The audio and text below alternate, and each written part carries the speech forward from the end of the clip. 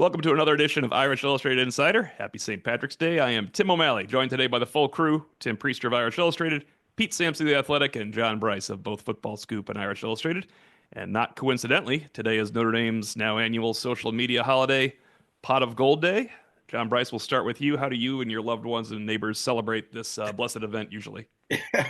I would say that it's the day that I spend the most time on the platform, like the artist Prince, formerly known as Twitter, seeing where all the offers are going. I'm curious to see. I don't think Notre Dame intends to offer a 2027 quarterback with today's Pot of Gold festivities. I think Gino Guidugli still doing some evals there. That's one area maybe where Notre Dame wants to see some more guys in person before making the offer of a 2027 quarterback. But, it's a momentous occasion, T.O. I think that one, as we were talking off camera, and you guys have better perspective than me, but that one goes all the way back to the Dave Poloquin, Brian Kelly. I think Pete said Mike Elston days. So that's got some history to it, kind of like Auburn's Big Cat weekend or Florida Gators have a signature event. So yeah, it's an interesting day. It's an exciting day for Notre Dame, especially the Recruitniks. We've been anticipating an uproar, knowing that there was not going to be a quarterback offer today.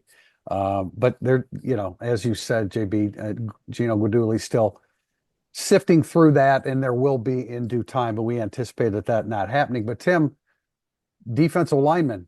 Yeah, that's That's someone on that's our the message order board. of I can't steal it. Someone on our message board said, "Is Al Washington the only one that set his alarm today?" It's a defensive line heavy day. That's exactly what it had to be. I thought it was before I noticed that. I thought it was an offensive line heavy day, which is of course what you want because you want to get in on the higher ranking players for 2027. And Pete Sampson, you actually have a relevant pot of gold story, kind of a anecdote there. Yeah, when I was down in Florida a couple weeks ago talking to the alumni club in Sarasota, I stopped by to visit with Elijah Golden, who's basically Notre Dame's number one defensive lineman in the 26 class. And he was recounting how Al Golden actually visited him while he was in high school, a freshman in Virginia, and was like, basically, we're going to recruit you, we're going to offer you, but we do this pot of gold thing. So just kind of sit tight on it. And Golden said, like, look, this was like they kept their word. They offered me. That resonated with me a little bit. I also think it's probably a good reminder if you're kind of in the mindset of like, why isn't Notre Dame offered X, Y, or Z yet? Today is the day when they offer X, Y, and Z. And to sort of market it and brand it the way that they did, how much that resonates, I think it depends on the guys. But if you can create some kind of social media buzz in mid-March over college football recruiting, you should do it. And I think Notre Dame has smartly approached it this way. And Eric Thomas dropped in a couple more notes for me for today. He mentioned Notre Dame Legacy will be offered today. 5-star Notre Dame Legacy matters a lot more. By the initials of JJ was the Notre Dame Legacy. And of course, one of the good comedians on our board said, I didn't know Jordan Johnson had a son. So I got to give credit to the Four Horsemen Lounge right now. They're doing a very good job on Pot of Gold Day. But also, he mentioned, and I would not have noticed this, uncharacteristically high, at least historically, number of offers to not only Indiana, but Mississippi, which is an interesting. They're obviously going into trying to blaze new territory there, 3 or 4 offers to Mississippi in one day. So I have a feeling I understand the pattern there, what they're trying to get a little bit more of a foothold in the South. And JB, you've always kind of been in favor of that for the Irish. Yeah, it's key. I mean, there's considerable resources devoted to high school football all across the South, and you've got some SEC programs that are being very aggressive in the portal. And Notre Dame has been very transparent, especially under Marcus Freeman, saying we will build organically through high school recruiting. And so you take, if you're Notre Dame, you try to take an approach of capitalizing on maybe some guys at the high school level feeling a little bit left out from the local schools and get in there and establish those relationships very early. Before we get to spring practice, go ahead, TP. I was just going to say they've had so much success in Mississippi lately that heck, why not jump back in? Well, I'm going to go a positive note and swing it to Georgia or something like that. They had a commitment for a real long time. In number of days, they had success. That's very true. Well, that's fine. Swing through Mississippi, but you're right, Tim. Make sure you stop by Georgia while you're down there. Stay in Georgia as well when you're taking that trip south. But Yeah, well done. I didn't see that part. I actually hadn't thought about that. Before we get to spring practice, because TP and I did a lot on this last Thursday, so I want to get Bryce and Sampson's kind of preview of spring ball that starts officially Wednesday. There was two selection shows. One of them for Notre Dame fans mattered. Men's basketball was appropriately seeded, I felt. Women's basketball, third seed. I think I'm tied for last on this pod as to say if that's appropriate or not, but it sure seemed like from following the season, there was some recency bias to drop Notre Dame from the two line to the three line here at this point. Would you guys say that's true? I think so. I thought Notre Dame women's net ranking was still maybe five going into Sunday prior to the selection show. So fairly stunned by the number three seed, as far as I can be stunned in that regard. But their wins are as good as anybody in the tournament. They did fade a little bit late, but they were still ACC co-champions and advanced into the semifinals. It's not like they lost their opening round game to Cal or whomever Right. it was that they played on that Friday in the ACC tournament. So a bit surprised by that. And when you say the men were appropriately seated, I assume you mean planted on the off-season radar. Yeah, Ground is thawed. I mean, I can't imagine anybody that wasn't surprised by Notre Dame getting Yeah. a three seed because they were just ranked number one a couple weeks ago, and they did play poorly. And I just think that, I said it then, I'll say it now. I mean, I just think they ran out of gas, and I've heard several people now say the break will help Notre Dame. Theoretically, that should be true. Ultimately, being the three seed, like I think I was looking at, are they going to be placed as the number two seed with South Carolina in that bracket as a number one seed, and you wouldn't necessarily want that. So maybe in the long run, maybe this is a little bit better. I don't know. TCU is sitting there as the number two seed, and they lost to TCU early in the year. But yeah, I mean, I think it's a clear recency bias, Yeah. but it may work out well for them. It does to me. It just feels like Notre Dame to me is more interesting now than they were 2 weeks ago. Because like the ceiling on this team was always the ceiling, but the floor it feels like it's dropped the way they've played down the stretch. So I'm fascinated to sort of see what they show Friday, Sunday, or Fridays, yeah, Friday, Sunday at the Joyce Center, and then moving on from there. But I don't know. Is the draw?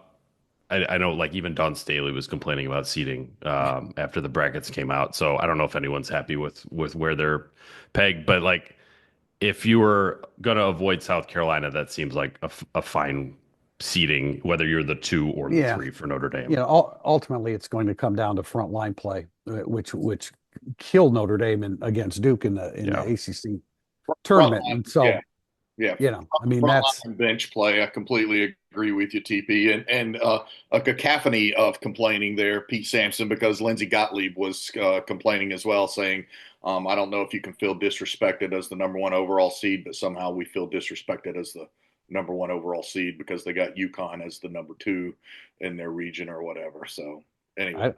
I can't imagine anybody feeling more disrespected than the Louisville men. But I guess we can address Well, that here yeah, at we the have end a of few the. questions on the men's bracket. That's I also have my there's also that you know my theory of you never have down North Carolina or down Kentucky as your 8 seed because it's not fair to the 1 seed. Well, Gonzaga got thrown into that 8 seed role, and that is not what you want when you're a number 1 seed to get a team that's that experienced in this tournament. TJP and I spent most of Thursday previewing spring practice, and on Wednesday we will see some dynamic warm-ups and also a few periods of spring ball. But we'll also talk to Marcus Freeman, so I want to turn it over basically to Pete and JB. What do you guys? We have access again on Friday. Well, we'll start getting we'll get Sider, Gaduli, and some running backs and QBs, I assume. What are you guys looking to see first spring practice? That is kind of the most fun mini spring practice until, of course, the open one on April 5th. Go ahead, Pete. Yeah, I would say you're right. The Jersey scrimmage is the best day of spring practice if you're a reporter. The first day you're a bit of a body count. Like I'm interested to sort of see what kind of offensive line configuration they come out with.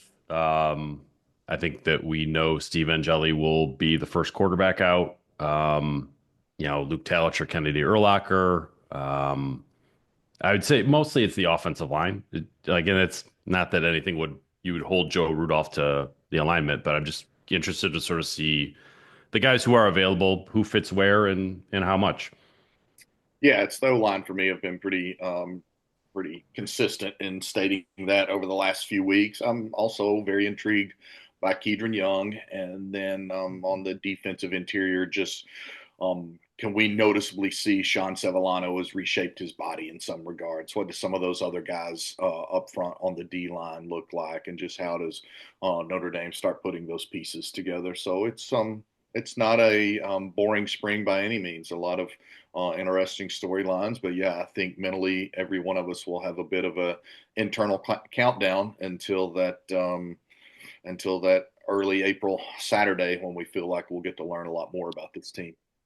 So based upon injuries, I guess we can expect Joe Otting to come out with a number one unit at center. Yeah, I think so. It would make sense in the spring because you want to give as many Yep. reps as possible Yep. to see if you have to have Anthony Knapp there as your. Remember, they had to work Pendleton there last spring and August Mhm. for a reason. They had to move. I'm blanking right now. You had to move Coogan at some point there because Otting needed size. Otting's a true center, and he's in his third year, so he should get a lot of reps this spring. Yeah. He probably should have anyway, even if Craig were there healthy, because you got to find out what you have in him. Sometimes shuffling those linemen, not that this is the case with Pendleton, sometimes shuffling those linemen can make the guys not want to stick around either when you don't have a position. It's tough when you're moved to center and you're not a center. No one has said, "Hey, that was an easy transition. I really enjoyed it that first year." It seems to be a really difficult thing for. I mean, It was yeah, really rough for Mustapher. yeah, that's what I've always thought. I mean, it's just, if you've never done that and Yeah. suddenly, I mean, it's tough enough blocking the 320-pound guy in front of you on the interior defensive line, let alone, having to snap the football first. That's got to be a culture shock. Pete, who are we talking to? Was it Mustapher at post pro day, or was it Coogan? Where we're like, "What's the hardest thing about learning center?" He's like, snapping the football." I think it was definitely Mustapher. Okay. Yeah, yeah. And he was bad. Oh, yeah. And this was pre NC State Hurricane game. Like I it was was gonna just say, that was not. He really struggled with it and then got good. So I mean, I think we would all agree that Joe Otting is not going to start in the fall. So the guys that are in the running, like that's the Lamberts of the world are more interesting. And then just like what they do at receiver, can you get at some point during spring practice, can a rising sophomore receiver make a play that you're like, oh, okay, something good might be happening there. And then certainly the mid-year transfers, not all of them are available, and like the fact that Stroman and Pauling are not is a kind of a drag for both the team Yeah. and us.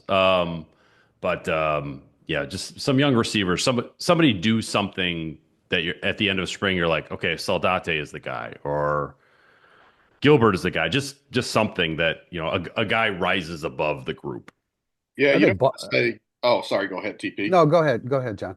I was just going to say, yeah, in that regard, Pete, I'm eager to see Cam Williams. He struggled a year ago. You could see that the adjustment was significant for him. So how much ground has he covered in that period of time? How much more prepared is he now for the college game? And then Devontae Smith, just because I've alluded on the podcast a couple of weeks ago that there'd been some pretty persistent buzz about his presence and the way that he was acclimating to Notre Dame and just sort of the physicality and skill set that he brings there on the defensive side of the ball. So he's another one that I'll be particularly interested in seeing in person this week.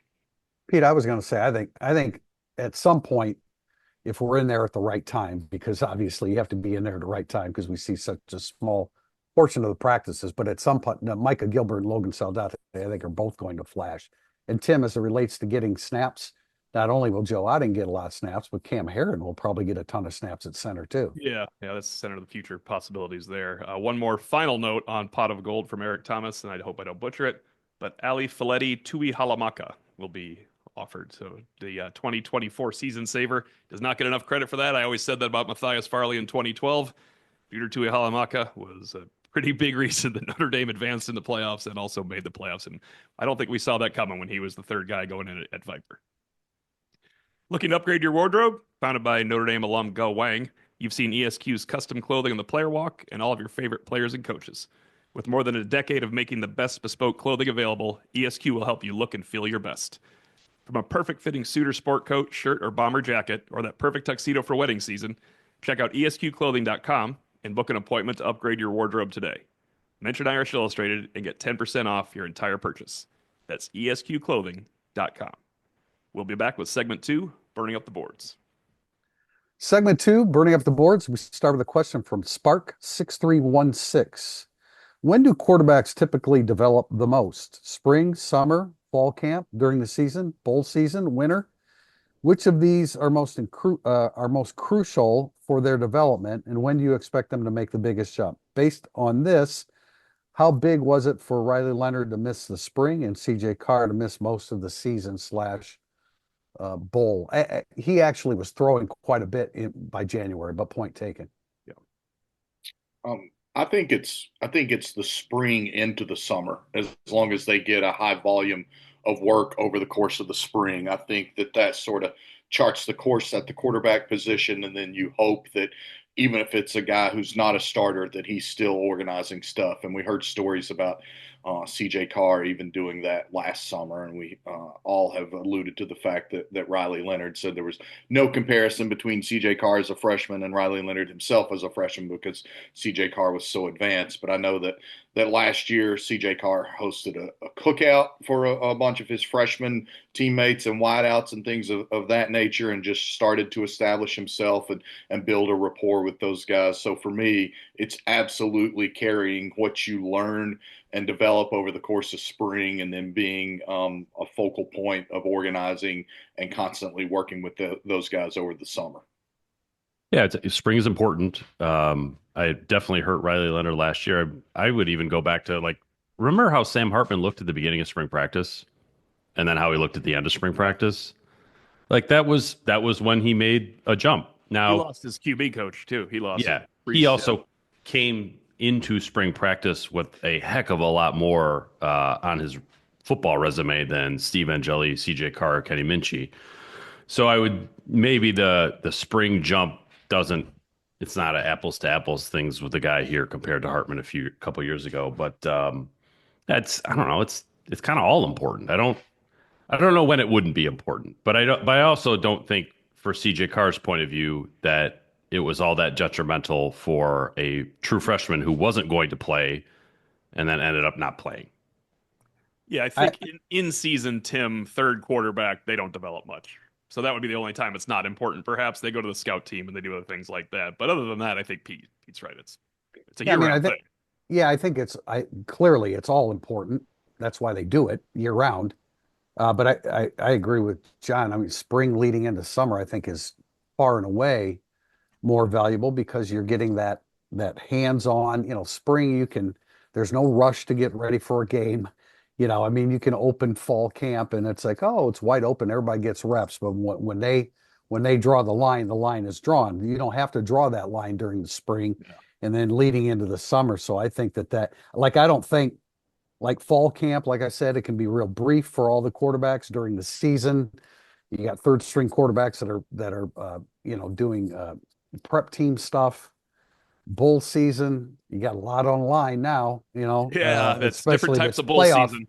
Yeah, it's playoff season. There's a lot on line. So clearly spring, summer is the most important. And yeah, like Pete said, I mean, Riley Leonard missing the spring mattered. CJ Carr just not being able to throw for months that's never good. But spring, summer stand out clearly. It's interesting. Steve Angeli for Gaduli, he did mention, and I'm sure this happened because of the spring and summer, but he mentioned at one point in August camp, Steve Angeli was getting off his first read that he never got off of before. And they're like, oh, now we have something in Steve Angeli too.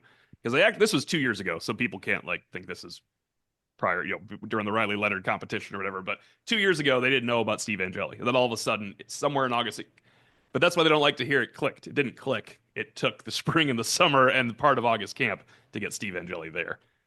We have a 3-part question from Irish Fan 151. Considering the young roster, they all getting a shot this spring, who do you anticipate A, be the most physical of the group, B, the most technically sound, and C, the most physically gifted, which is different than physically Yeah, that's a strong. Yeah. really good question, and it covers a lot of territory. Most physical of the group. I mean, we're talking about defensive tackles comparing to running backs. I mean, Keydron Young is going to be extremely physical. technically sound. Maybe Cam Heron, which is why, that was a guy that geez, I mentioned Cam Heron twice already. Early entry freshman, guy that isn't going to play for 2 or 3 years. But maybe him, because that was a guy that we heard impressed right off the bat. And I'm sure it was, he's got a great motor. He's got that great first move.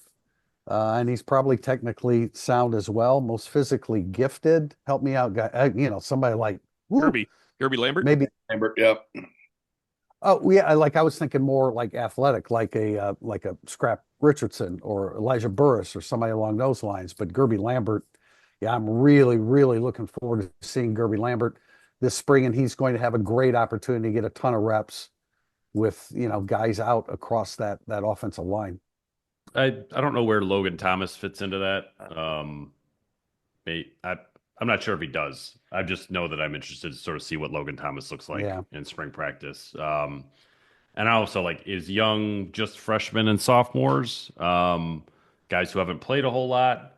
Is like I realize Charles Jagasaw is a junior, but he might be my answer to all three of these questions. Yeah, stop. I know we're not going to see Stroman, but very interested to see his level of physicality once he gets healthy, because when he was playing games for Virginia Tech, he was very physical, as is Devontae Smith. That's one of the great Yes, things, right, John? I mean, that's yeah. one of the Yep. great things about those two guys in particular. That there's a body of work, there's tape out there of them playing on the college level, and they're extremely physical, and you love inserting those kind of guys into your defensive lineup. Yeah, I was going to probably pick Devontae Smith as maybe my most physical player, the one that I was anticipating being the most physical this spring. I would probably put KVA in that conversation as well. KVA, for me, might be the most technically sound and maybe the most physical that I'm anticipating over the course of the spring. And then Micah Gilbert's another guy that he's just flashed so many different times over the course of 2024 when we got a chance to see him, that how does he follow that up, and is he positioned to be a breakout player at that wide receiver spot for Notre Dame? My physically gifted, since I'll try to stay young, would be I'd like to see Tay Johnson for a full session here because they sure do like his. I mean, he looks like he runs and jumps like a college shooting guard because he could have been a college shooting guard. So Tay Johnson, I think, and he flashed last year at safety. I don't even know what position he's going to play. He moved to corner because they didn't have any corners.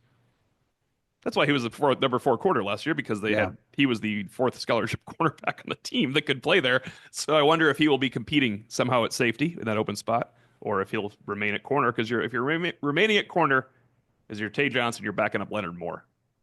Maybe a Jadon Blair who has great Yeah. size, and a guy that played near. I think he did. Maybe I'm overstretching here. I think he did his best work on the collegiate level closer to the line of scrimmage because he is physical. And we're talking about a lot of young physical guys that they're adding to the equation. This is really something for us to look forward to in the next few weeks. Well, and I would add into that mix of guys I'm really excited to see Adon Schuler, because he zoomed so far last spring and summer. Can he be Notre Dame's next All-America safety? I think there's that kind of potential with him. Related question, Jim Booney, CRS. How close of a contributor is Carson Hobbs to being cornerback number 3?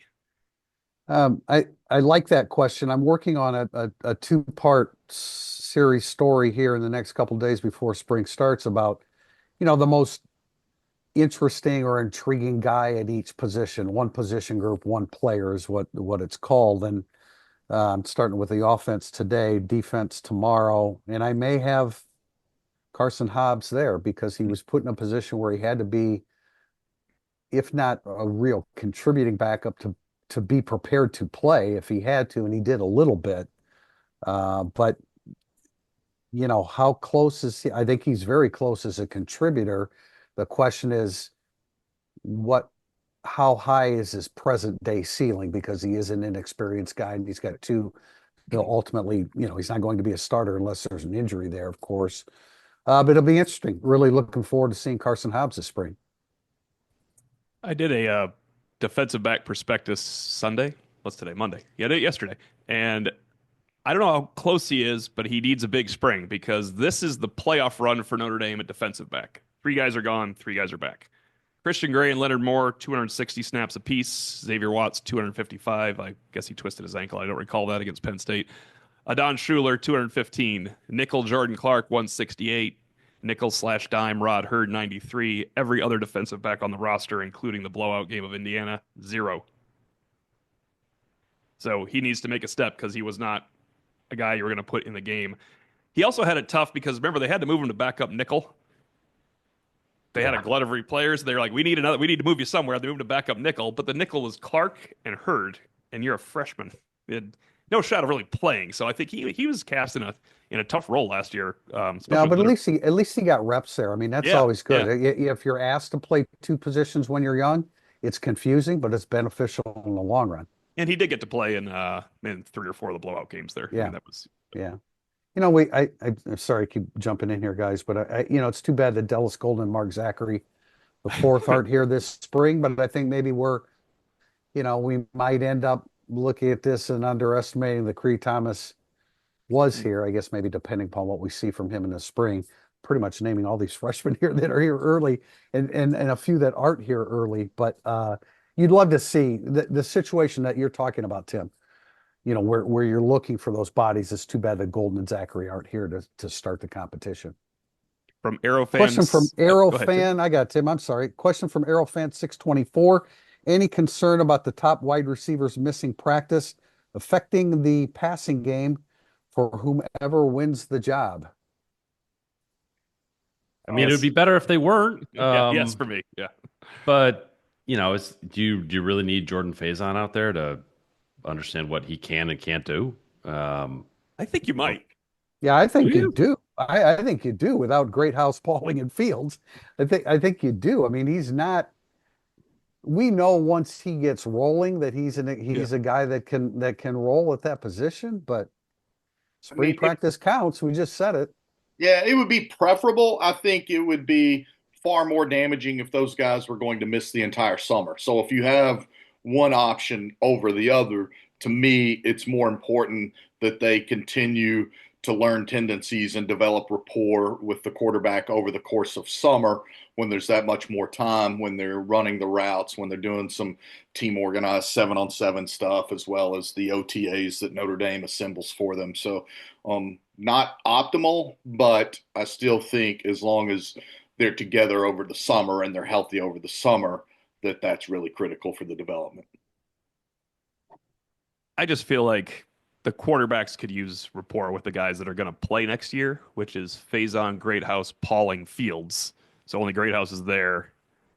And then it helps. I'm going to keep saying this because I think these are the two guys that crack the rotation are Saldate and Gilbert if you're going 6 deep. So I'm going to keep naming those guys until I'm proven wrong on that. I know there's others can say KK Smith, and certainly Cam can run.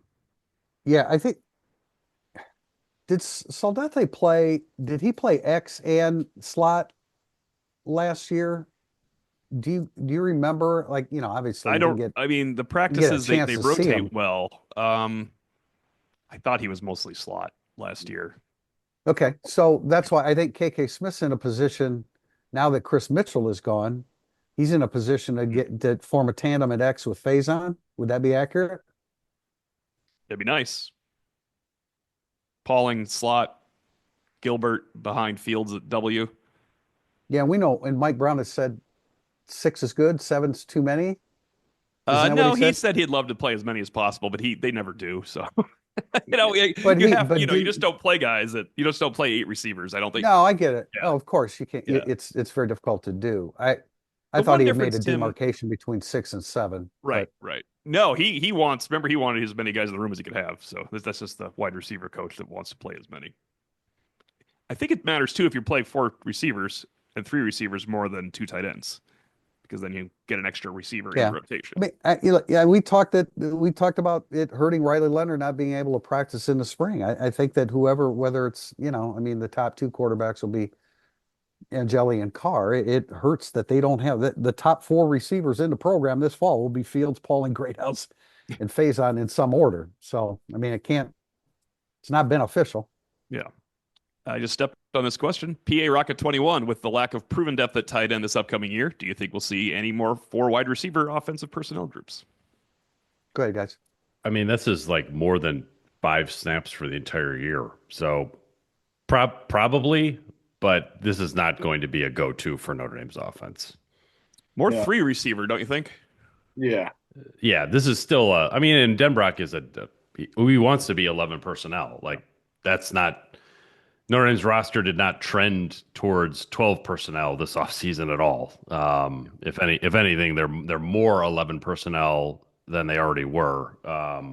It may it may be limited in terms of like the positional groups that he can put out there this season, just based on how the way the roster is constructed. Because I mean, as much as we love talking about 21 personnel, it almost never happens.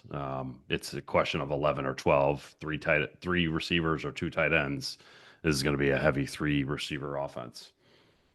Yeah, I completely agree. Yeah, we're bound to probably see a little bit more 10 from time to time, just because one of the last times I remember seeing it is Jared Parker rolled it out in the second or third game of the 23 season just to prove that Notre Dame could go four wide, but we haven't seen a lot of it, and Notre Dame is not comfortable in that. But I do think we'll see a lot more three wide sets moving into 25.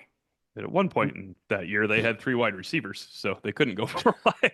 Yeah. 2023, famously on this podcast, they had three wide receivers that could play football because that was shocking how badly that went.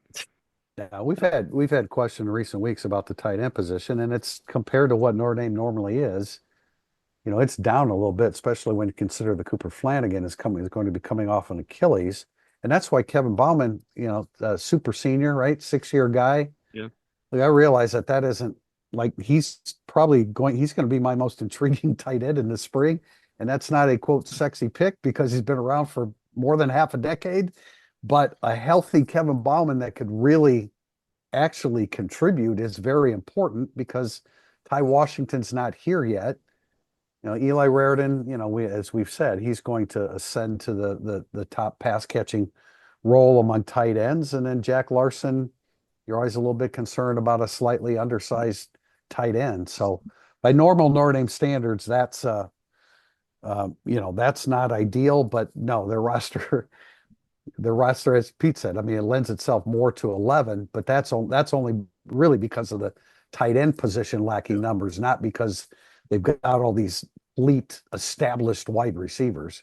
And I think I mentioned previously, but just to have an additional body over there, I do expect Justin Fisher to get some tight end. Yeah, no, that's a good call. Yeah. By the way, I was doing the tight end thing over the weekend, and I noticed, looked through some old notes. So this had to be the spring of 23, obviously. They only had Mitchell Evans, Holden Stays, and Davis Sherwood healthy. They lost Michael Mayer, and they had ACL tears on Bauman and Raridan. And I found a John Bryce story, actually, on Woody, David Sherwood. And also, I bring this up because Justin Fisher was a tight end, working with tight ends for that spring. So he has had some experience there. He was in all the practice reports playing tight end that year. And I did not recall Justin Fisher working at tight end because they had plenty of walk-ons back then, too. They only have one right now. I looked at Henry Garrity. It matters for the spring. They don't have any tight ends. They need Charlie Selma back desperately. Yes. He enrolled in 06. He's finally gone. Got a two-parter here from Whiskey Jack 46 and ND Dan 106. Whiskey Jack wonders, what is the one football-related thing or conclusion that could possibly come from these spring practices that would make you feel the most confidence in this 2025 team heading to the summer? And ND Dan says, I know it's early, and he is absolutely right about that. But as of today, what do you think a successful season would be in 2025? And is something there in spring practice that can make you change your mind or more bullish on the team? Have at it, guys. Oh, all right. If CJ Carr won the quarterback job definitively in spring, it would definitely change my perception on what the fall could be. Also, but I don't think it would change how I would predict the season to go. I just think I would look at the long haul of that as being very significant. So there's usually, I wish that, I'm sure this question gets asked every year, and I wish that I knew how I answered it in previous years. Cause like, it definitely gets asked every year. My hunch is like very little.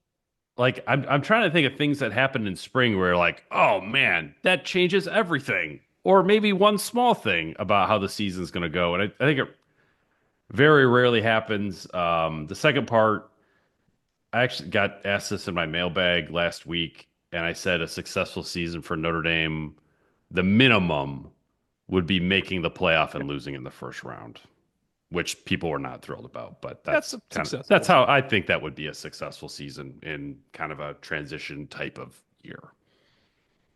I mean, not making the playoffs is not a successful season. No. So, good answer, Pete. It's, Right. It's just a much, as we've discussed, it's a much more difficult schedule right from the jump as you're breaking in a new starting quarterback and other key new starters all over the field. So I would agree with that. I talked to somebody last week who was like, better be a return to the playoffs, like as you're gauging what the season should be. In terms of the spring, I think Pete already said it best. If you know definitively that one guy just takes over the quarterback position, and not that he is less bad than the other guy, but that he takes over the quarterback position. I think that changes some things. And then, staying healthy. That's one other thing. Like if you get through spring and you don't have a single significant injury, then that's a big time victory for Notre Dame. And that changes because then you have some other reinforcements coming in, like a Malachi Fields and some of these other guys. And then that you have some other reinforcements in-house coming back from injury. So to me, it would be those two elements. And even if, let's say CJ Carr, like he understands everything, he recognizes everything. We know physically he's going to be able to make throws, but does he really grasp all the coverage concepts and that and stuff like that? Now, let's say that happens. You think the Notre Dame coaching staff's going to say, "Oh yeah, CJ Carr is far and away the starter coming out of the spring." They're not going to do that. Although it probably wouldn't matter whether they said it or not, because if that were the case, and Angeli would be packing his bags. Somebody will know out of Somebody will Angeli's mention, sheet. yeah. Similar to, remember Marcus Freeman not naming Sam Hartman the starting quarterback at the Right, end of spring right. practice? Exactly, Okay. exactly. And Tyler Buckner left the next day, and it didn't Yeah. matter. Yeah, these kids are smart. They know, and they're going to know over the balance of this spring camp, like if they're performing well enough to keep it a competition, or if they're performing to a point that the competition ends itself. I have one other one. I got one other one. If you hear the offensive lineman and Joe Rudolph say, "We spent this whole spring, we could not block Dawson and Rubio," that would change my mind a little bit too. You're taking the word. You're jumping on me, jumping a gun on me there, Tio. But that's exactly it. But first, let me say that Samson said it's never or it's rarely one thing. It's never one thing.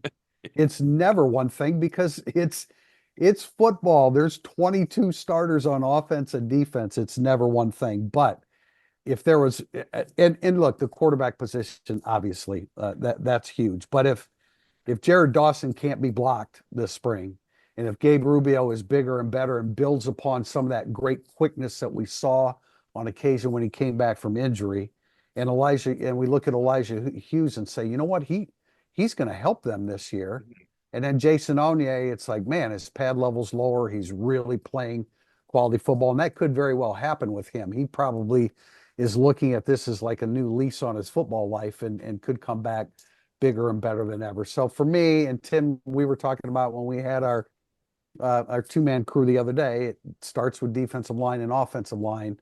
And for Notre Dame, knowing the situation at defensive tackle, if all of those things happen, and if Donovan Heinisch is now 295, although he's always said he's heavier than what he's listed at, all those things could make a massive difference.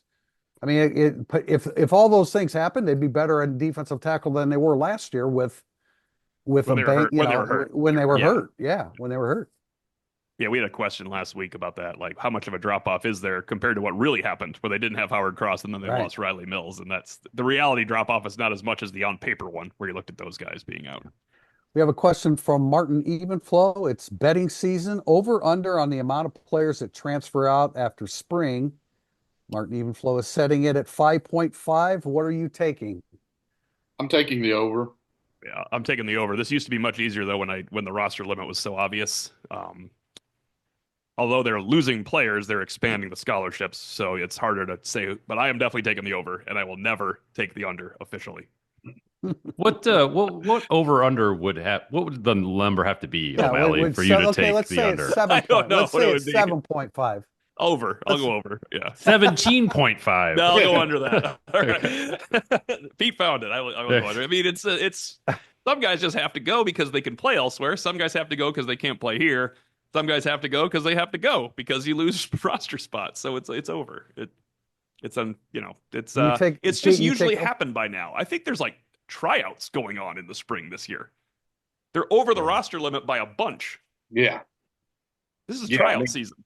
yeah, For it is. walk-ons too. There are guys this spring camp who are fighting to be 103, 104, 105 at Notre Dame. Like literally, like those are the battles. And that's not unique to Notre Dame. I should Yeah. stress that. Yeah. There's a bunch of places that's the case, but Notre Dame is up there with Iowa, with Nebraska, with some of the programs that I think have great walk-on heritage.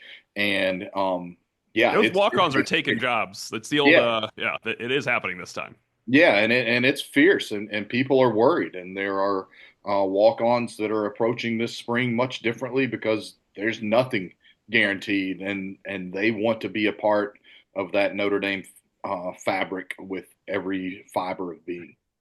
I definitely would take the over because there were so few that left, Yeah. upon the in December. Now, a lot of that had to do with the fact that, you're making a run for the national championship, but I would definitely take the over in this instance. And again, it's not it's I think it's a reflection of number one, that Notre Dame was competing for a national title. Number two, the environment that Marcus Freeman has created. And number three, hey, I'm gonna give it a shot in the spring, knowing about the 105 and all that coming up. And I think I would take over 7.5 this time. Yeah, I think you're right, TP. Again, because there will be, I mean, are you talking over 7.5 guys that arrived as scholarship players or just over 7.5 Yeah, guys that will leave the team? Because I think for sure with the changes to the roster limitations and things of that nature, you would have over 7.5. That would be my I mean, I, expectation. I was thinking in terms of Scholarship guys. scholars, yeah, Yeah. scholarship guys. I wasn't thinking about. We now after we'll start to look at things a little bit differently when we see which walk-ons are retained and which aren't. So we'll look at it differently the next time, having had gone through this one time. I had this question because I like the handle. He is Steve Angeli, QB1 fan, so I think we know who he wants to win the battle. Fill in the blank. Notre Dame, and I'm almost regretted using this question, but Pete brought up playoff, so we can do it. Fill in the blank. Notre Dame will make the playoff if this position group plays outstanding. Guys, I mean, defensive tackle. That I like the offensive line is going to be outstanding. There's not a That's my question point. about that. So it's like it's defensive tackle. I know this guy asked about like offensive and defensive positions. It's actually defensive tackle for both. So at like that position will have that much impact on how far the season goes for Notre Dame. Quarterback. I mean, it's still college football is a quarterback world. And when you say outstanding, then yeah, if Notre Dame is outstanding, bless you, Pete, at the quarterback position, then Notre Dame is back in the playoffs because again, that schedule is vastly different, and it's vastly different from the very jump with what we all know will be an incredibly hostile environment down in South Florida for a program in Miami that is um, in utter desperation mode as it opens the 25 season. So for me, it's quarterback. You can be really good at defensive line, and you're going to be one of the best offensive lines in college football. But I think you need outstanding quarterback play. I think that's the next level for Notre Dame. and I think defensive end has quietly become a really good position for Notre Dame Yeah, going into that's this year, pretty good. provided that everybody gets healthy. Again, it's never one thing, but certainly starts a defensive tackle.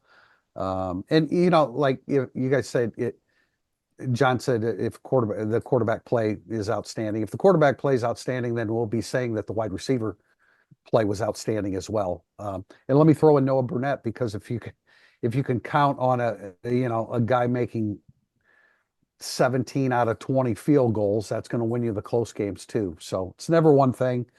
Those are the ones that I would mention. Yeah, they might have been fortunate that All right, Mitch want to wrap it Jeter's. up here, Tio? Yeah, but Priester, I wanted to point out they might have been fortunate that Mitch Jeter's injury happened in a year where they were blowing everybody out. I mean, they did That's miss very eight of true. 11 field goals over That's a very 2 month true. span. They just didn't need to do it. So it's kind of I crazy. know. I know. Yeah, Yeah, I'm low no key doubt. intrigued. I'm low key intrigued for sure by special teams this spring. Does Rendell take a step? And how does Noah do? So, yeah, but again, my answer is definitely quarterback playing outstanding. Final question, switching gears. The Texas Connection 1992. Name two round one upsets in the men's or women's, if you so choose, NCAA tournament bracket. We can, I've made a note here for everybody. We will be back Thursday, so we can do our final four picks then. Okay. Yeah, I don't have Uh, any picks for the women. I didn't study that, but go ahead. I like High Point over Purdue. I think Purdue is really leaking oil at this point, and High Point I think has won 14 games in a row. Like I've looked into High Point too much. But they're To not talk about them on to this not talk podcast, about huh? them. I think they've got 10 players who average 13 minutes a game, and I don't like the way Purdue is trending right now.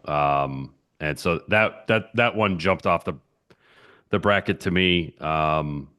And an homage to Bob Diaco slash Brian Harden, Drake over Missouri Yes, would be Michael another Drake. one that jumps out to me.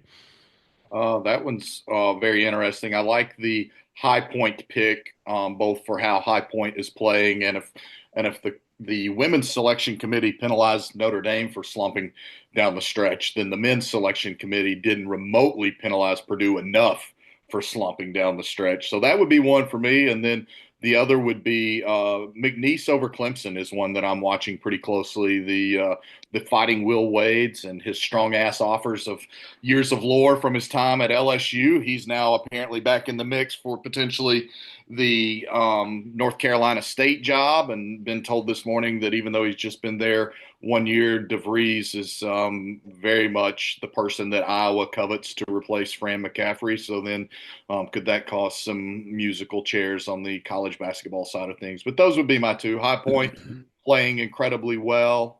Matt Painter's sort of got the reputation at Purdue that they're either feast or famine in the postseason. They either make a run or they get bounced the opening weekend. The always warm and upbeat Fran McCaffrey. Not anymore. That guy, man, I tell you, He was we knew also him. appropriately seated in the offseason. Yes, Yeah, yes. we we knew him back when as a really young assistant for Digger Phelps. But I love the Drake pick. I mean, they're I think a lot of people are jumping on that one. I I would say Colorado State over Memphis because Tyrese Hunter is hurt, but Colorado State's favored by 2.5, so that's not an upset, although they are the 12 seed compared to Memphis at 5. Um, Maybe VCU over BYU. I don't think that that's that big of an upset. That's Louisville. mine. Look, I'm the one that's constantly talking about the ACC sucks, and it does. But if you go 18 and 2, if you go 18 and 2 in the ACC and then win the ACC tournament, how do you get seeded eighth? Good God. Not only do you have to play Creighton in the first game, but if you win, you have to play Auburn in the second Well, game. when you get seated eighth, that one is a problem. No, there's no doubt. But like, I don't know if you guys were watching the broadcast, but they had the camera on Louisville when they announced it, and you can see Yes. Yeah. Pat Kelsey turn to his assistant and hold up 8 fingers, like eighth seed. I don't blame him. I'm the biggest critic of the ACC. I think there are at least four conferences better than the ACC, including the Big East. The Big East would beat the crap out of most of the teams in the ACC, but come on, man. An 8 seed for Louisville, I think that's pretty unfair. Now Michigan won the Big Ten tournament, right? So Yeah. didn't they? They won the Yes, Big they Yeah, Ten did. tournament. Michigan Yeah. So Michigan beat that's Wisconsin yesterday. right. And so that I think that hurt Louisville seating in that bracket anyway, if I'm remembering it correctly. But anyway, that's my amateur opinion on the NCAA tournament. Yeah, mine Uh, is a very small upset, but mine is Michigan losing to UC San Diego because they also have to play Thursday, and they just went through a whole week of playing Good physical call. basketball. Good It's only a call. two point Yep. spread, so I'm not alone on this for calling it upset. And I like Pete's Drake pick. And as you said, Priester, I always like VCU, and it's VCU like strangling a team and BYU trying to run up and down. So I could be way wrong on that one, but sometimes that strangling a team that thinks they can just score with impunity. When you get in the NCAA tournament, those jump shots get a little bit tighter as the game goes on if they're not going in early. Well, and Louisville, I agree with you, TP. You make a great point. I just looked up their net ranking, and they were 23 or 24. So you would expect Louisville would have been at worst a 6 seed, not an 8 seed. I will, however, say um, it's not fun for them to potentially face Auburn. Almost certainly face Auburn, the number one overall seed in the second round. But they get that game in Rupp Arena, and so you're talking about. Oh, Not even barely an hour drive for Louisville fans to go get a chance to see this team that they've embraced and all season long had one of the best atmospheres in all of college basketball. And now they've been, Including in the Purcell Pavilion, apparently, JB, because remember yeah, that was like a yeah, rent out there. I heard about that. And so that's a program that freaking loves its basketball. They've invested in it. They've been postseason starved, and they're going to get a chance to play Auburn as long as they handle their first round game in the second round with what I would think would be a highly partisan crowd. They got home at 5 a.m., woke and up I and want practiced. to throw in the fact that former Notre Dame student, great athlete, uh, former associate athletic director of Notre Dame, Bubba Cunningham, now the longtime athletic Yeah. director at North Carolina, Bookstore looked like his basketball legend. Yep, absolutely. Looked like his collar was too tight as they were trying to talk about North Carolina making the NCAA tournament with one quad win. Um, and he had to leave the room when they made that decision. But of course, they knew that Bubba Cunningham was in the room next to them. So I just felt bad for him because he's a good guy. He's been in North Carolina for a long time now, and he's a really good athletic administrator, but put in a really difficult situation with North Carolina getting the bid. Was it as difficult as when he was with Tulsa and they came to present Notre Dame a trophy and had to take it back because Tulsa beat Notre Dame? That was a rough situation too, I think, for Bubba. Well, and his son was John was a manager for Mike Bray in the basketball program and is now Right. back at Notre Dame, working on campus as well. So a lot of ties to the Cunningham family, and yeah, it's been a rough year for him between the way that the Bill Belichick stuff went down, and he sort of had his purview over that search usurped, and now he's had the understandable controversy for a North Carolina team that has zero business in the NCAA tournament. And that has nothing to do with Bubba Cunningham being a super classy guy. We'll be back Thursday with more free NCAA tournament advice you guys should probably ignore, but also our opinion on Notre Dame's spring football opening, which you should definitely listen to. We'll talk to Marcus Freeman and have about 4 or 5 periods there after watching some dynamic stretching. Until then, for Should Tim have an Priester, instant analysis after that as well, Tim. yeah, we will have instant analysis as well. I'm sorry. Until Should have an then, instant analysis. Yep. Yep. until then, for Tim Priester, Pete Sampson, John Bryce, I'm Tim O'Malley. Thank you for joining us, and we will talk to you on Wednesday.